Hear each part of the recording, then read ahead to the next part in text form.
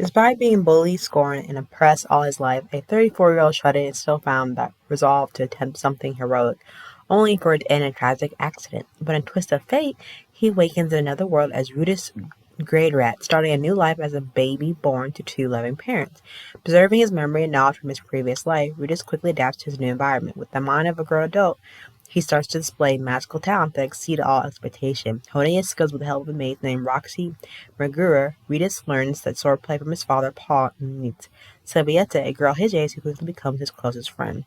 As Rita's second chance at life begins, he tries to make the most of his new opportunity while conquering his traumatic past. And perhaps one day he might find the one thing he could not find in his old world: love.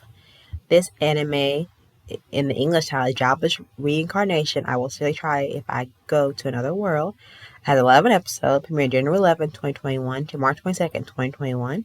It is based on a light novel. It is drama, fantasy, and ecchi. Each episode is 23 minutes per episode. It is rated R and 17 plus for violence and profanity, and it does have a second part to it. Now let's get started into the review.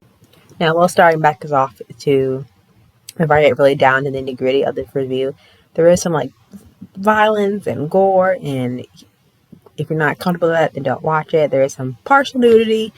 So what I really like about Mushoku Tensei is that I think overall, when we think of the whole isekai genre, like traveling or being teleported to the world, easily consists of the same tropes, and you think this story would go the same way. But in all honesty, I feel like with this one, it takes all the typical RPG inspired fantasy world where the character gets teleported into, but then you have this grown older gentleman who dies, basically a loser, and gets a second chance at reincarnating as a child, except he keeps his all his knowledge of his previous life, to the narrative. I think overall, the way they were going with this is trying to give someone a redemption arc, and I think they try between the satire effect that they have in this anime, especially the fantasy one. They don't make this protagonist have a harem or a very overpowered protagonist, but overall, I think the story is different from this trope because of without this veiled audience that is there. Now, when Ritas works his powers, for most isekai heroes, he reads books, he practices spellcasting, and even worked on his sword fighting technique with his father. He's not reborn as a god as most of these isekai characters are in this isekai, netherworld anime genre. There are plenty of times where you see him struggling in a fight, or you see him trying to redeem himself, and I feel like besides this anime, it has tons of fan service, the sexualization of certain characters and certain scenes. I think with it does really play into more of the ecchi anime nature of this, so if you're not really comfortable with that, then I don't suggest watching with that. And then all the nudity is very sensitive, everything. This anime has it heavily dives into the ecchi nature of this anime in this particular genre, and you'll see that a lot of that. And you're something that's not, if you're not comfortable with that type of genre in anime, especially the ecchi part, then this anime is not for you because it shows a lot of adult themes in this show. So if you're not comfortable with that, then it might not work for you.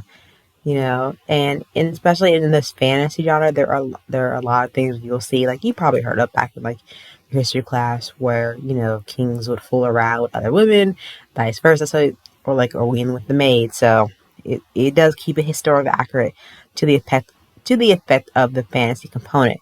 But overall, besides this as a whole, it does show the protagonist and his tragic past, and try to see what he's gone through and see how he's trying to cope with his traumatic past to get over it.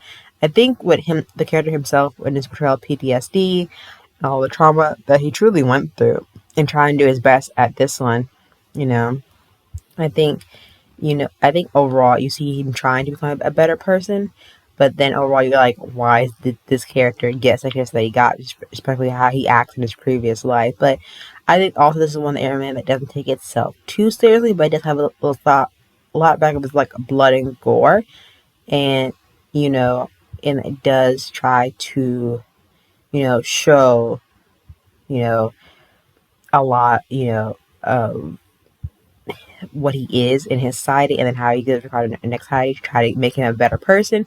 But you just gotta see, and hopefully, he tries to be a better person for the best.